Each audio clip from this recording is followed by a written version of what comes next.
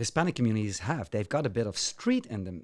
You know, Wow. I live up north, and a lot of our players are from of affluent parents. They got the what my boss Paul Manor used to call the gated community syndrome. You know, they got a bit of. They're too pampered. They're too sheltered.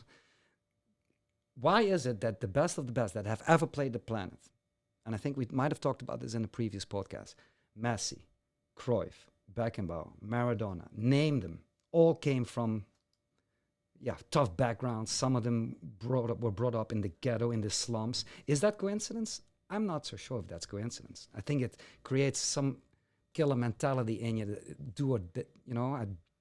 over my dead body mentality. They got that a little bit more. And again, we're generalizing. And Ronaldo. I mean, it's great example. They have to fight.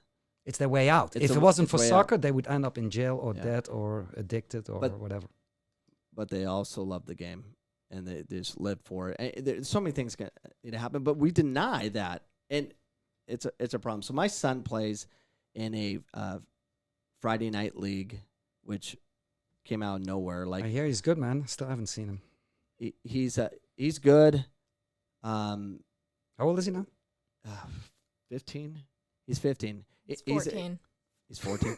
He's taller. He's taller than me. He's very technical. He is developing some weird qualities of, like, he'll like lose the ball, instead of getting the ball right back, he'll kind of like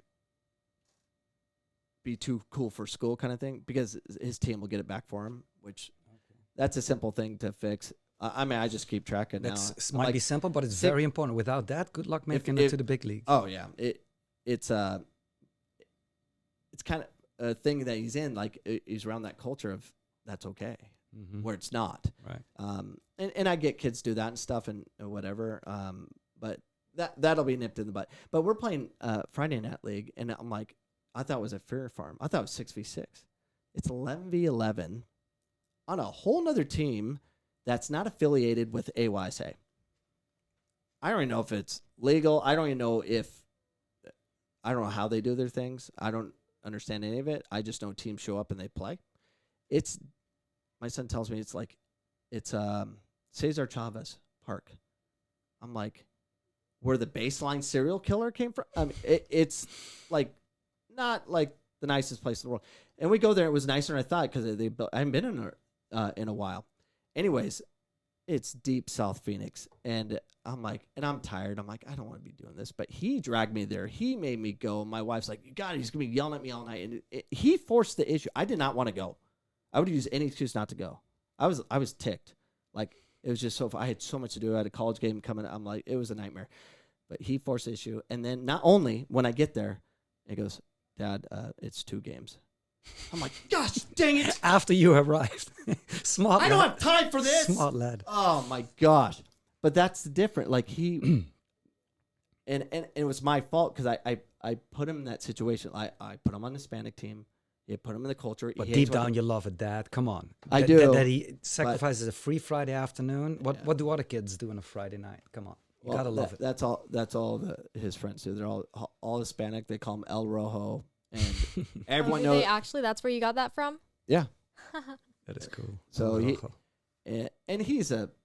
he's a happy kid, and he has the qualities of associating with he'll go anywhere.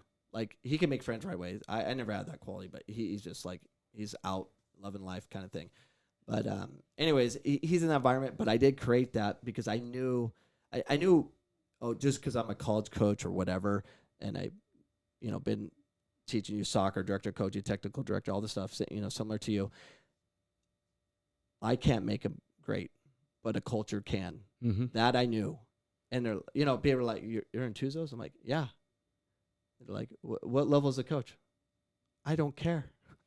They scream Spanish, so it's not affecting my kid. He just knows the ball's there. I mean, he can play the game. And, of course, he grew up playing with college kids. I always put him in an environment, like train with the college kids, because we do 6v6. I'll put him with college kids. When he's like 6, 7, he's been out there. That'll make you better. Players make you better. Culture makes you better. Yeah. And it exists in America, but not in club. It's hard.